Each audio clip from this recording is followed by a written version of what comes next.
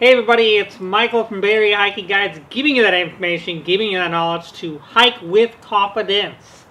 And in this video, I'm going to be giving you secret tricks and tips that I use on my Bay Area hikes. So stay tuned, and if you're new to the channel, check us out. We're talking about Bay Area hiking all the time. We got all kinds of cool, interesting things from wildflowers, where to hike, GoPro footage. Alright, stay tuned.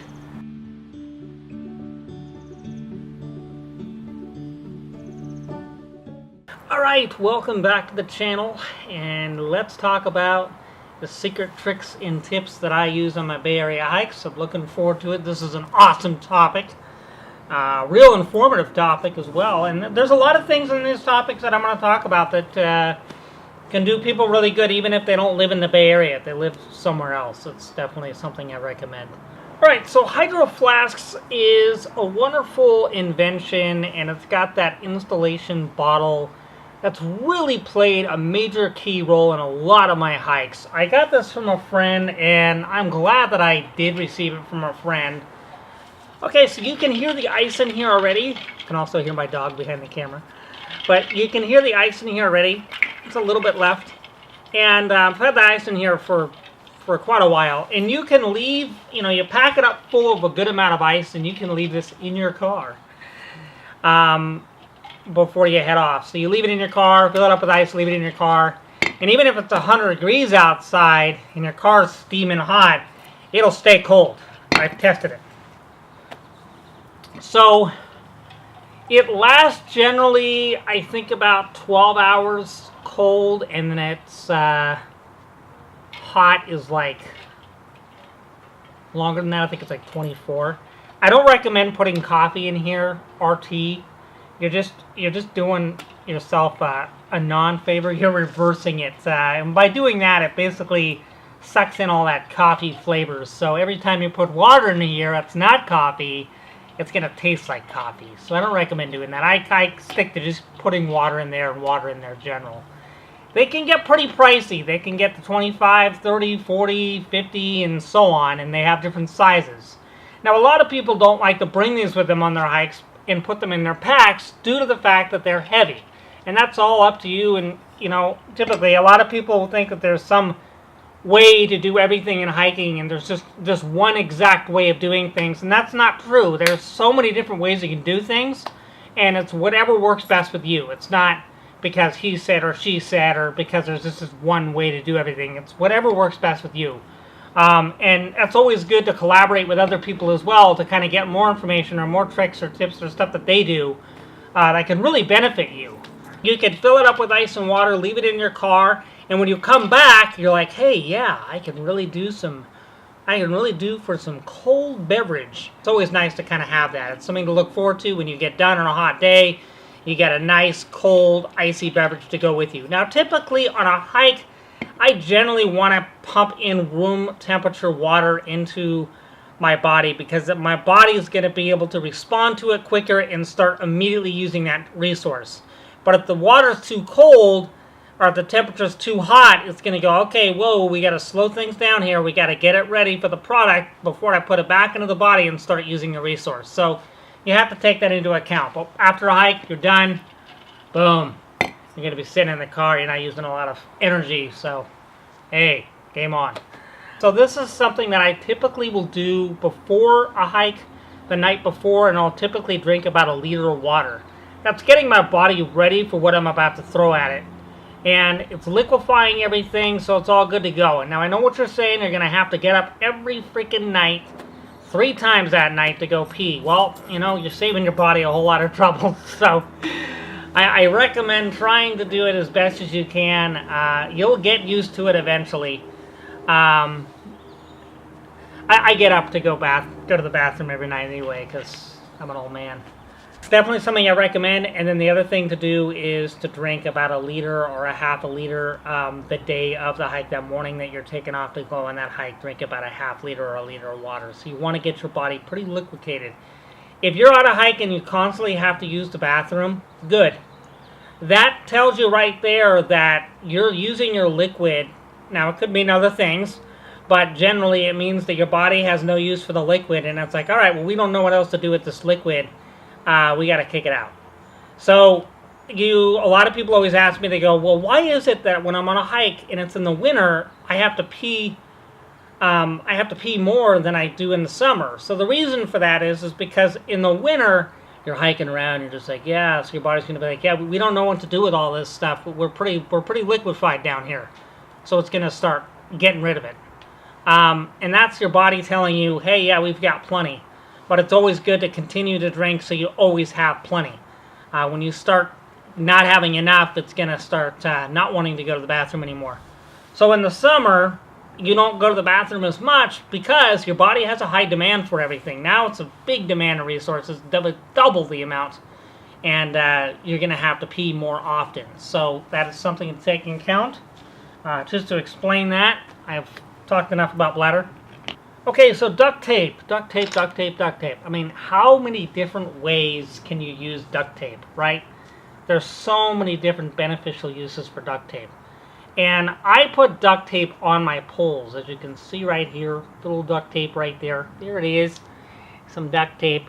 And I put those guys on my poles. I actually did a video and I kind of talked about this, about the rattlesnake video, and I talked about the duct tape a little bit that I had on my poles. It's a great thing to have because you never know when you're going to need duct tape, and I can think of so many things that you can use duct tape for. Hey, if you got a way to use duct tape, leave a comment down below because it's really beneficial, and you can use it for blisters, survive for a few days. Duct tape will be a good thing to have with you. So it's always with you all the time, and if I just wrap it around the hiking pole, and you can unwind it like so, and it will be just as good as new. As long as when you put it on there, you're not putting your hands and getting them all sticky, then you're just going to take away its stick. Alright, so I keep an emergency peanut butter and almond butter supply with me. That's something that I typically will do. The reason I do that is so what I'm saying is that I'll leave like a protein bar. These Laura bars are really good. I really like them, and they come in a various amount of flavors. They've got the chocolate chip cookie dough. Oh yeah, that's a pretty good flavor. I like it. Now it's all up to your own personal opinion. If you got personal taste, totally fine. The Laura chocolate chip cookie dough bar is really good. They've got the chocolate chip brownie, pretty good. You can start seeing a theme now. I like chocolate. But the chocolate chip brownie is also a really good one. What I like about the Laura bars is they have about 200 calories. So that's good. The more calories, the better. This one's got 190, but this guy has 200. And they're pretty basic ingredients. They're not a bunch packed up with a bunch of crap in there. I mean, semi-sweet chocolate chips, unsalted chocolate chips, cocoa butter, vanilla, almond walnuts, cocoa powder, sea salt, fair trade, certified for fair trade use. I mean, that's awesome stuff. You know, so it's just got a few ingredients. This guy's got cashews, dates, semi-sweet chocolate chips, vanilla, chocolate sugar, cocoa butter, vanilla, apples, sea salt, vanilla extract. Apples are to basically use instead of eggs. And I believe these are vegan. Yeah, they are. They're vegan, gluten-free, non-GMO, dairy-free. Of course, vegan. Good stuff. I do recommend it. The cinnamon roll Laura bars, on the other hand, I don't know what went wrong in that one. The other thing that rule of thumb that I was doing, I'm going to use a bar, is I'll go and buy a few of them. I'll buy, like, if it's a newer bar, I'll buy, like, maybe two of them. And I'll test them out. So I'll test one out when I'm not going on a hike to see how it is. And I'm like, hey, I like this. This is really tasty. And then I'll go out and go on a hike. I'm good to go. I know it tastes good. I've tried it. It's wonderful. The worst thing ever is... Alright, looks like we're pretty low on our end here, too. The nearest convenience store is about 100 miles away. Ooh. They closed last year. So the nearest convenience store is 200 miles away. It looks like you're going to be stuck with the cinnamon roll Laura bar for the next few days. Anything else I can do for you?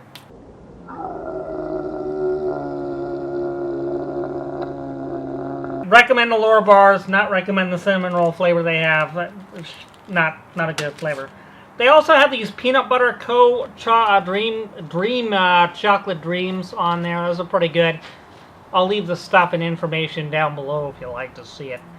But this is also really good. You can get a lot out of almond butter, more than you can peanut butter. You get more protein, more punch for you, more bang for your buck. But peanut butter is just as good as well, and these are nice little things. So what I'm trying to say is that I leave these in my pack, and I don't eat them. I'll leave one or two in my pack, and I won't eat them, and they're there just in case I run out of food supply.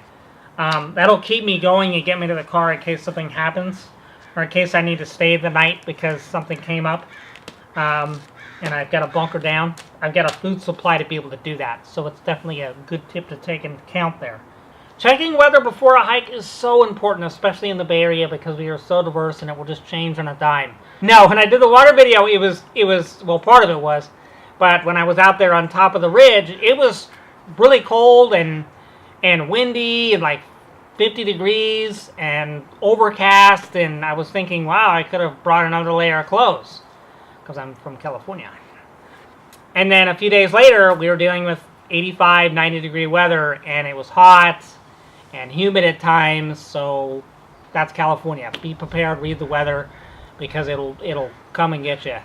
Actually, we were on a hike after the water video, and I ran out of water because I didn't read the weather before. I had enough water for me, but my wife had ran out, so I was helping her have enough water, and I'm a good husband, so I sacrificed a large supply of my water to pump her up with whatever I had. So we didn't have much further to go, but it's always important to keep the wife hydrated. That's another tip right there. That's a tip in itself. Alright, so for all you gentlemen out there, you've got to make the wife happy out there. You've got to make her happy. You just do. Or, you got to make the husband happy. That too. You got to make the husband happy just as much. And you got to be team players. Alright, let's continue on. Alright, so keeping everything together is really, really important. I typically like to keep everything that I have together in my pack. And that way, when I'm leaving the house, I know exactly where it's at. And I'm like, hey, I'm ready to go. Yeah. I could just grab my pack. If I need to fill it up with water, I'll fill it up with water. I'll put my snacks in there for the day, and I'm off to business. So that's a general rule to always do. You keep everything together. You know where it's at. Quickly grab it, put the stuff in there, and boom, you're not going to forget anything.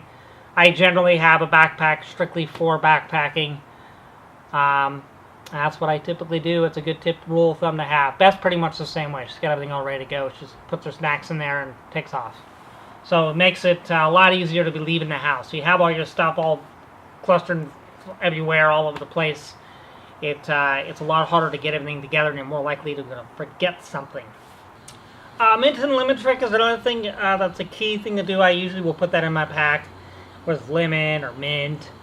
And lemon's a really good electrolyte. It really pumps up those electrolytes as well. It's a great electrolyte.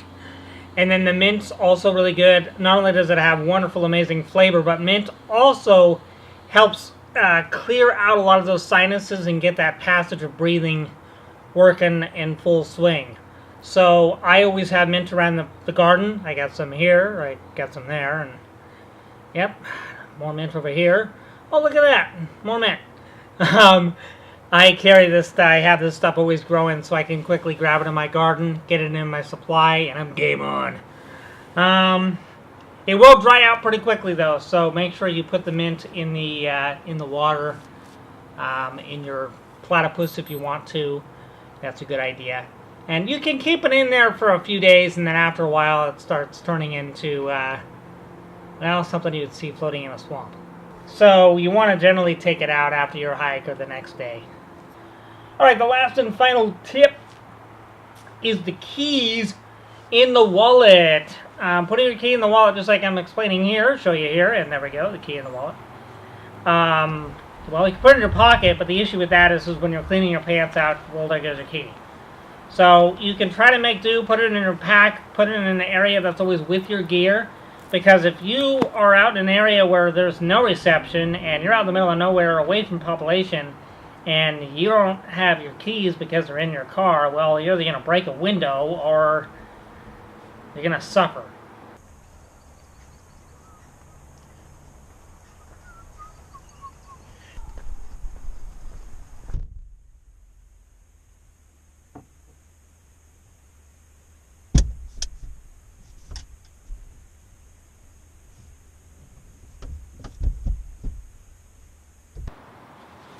Hi, thanks for calling Llama Insurance.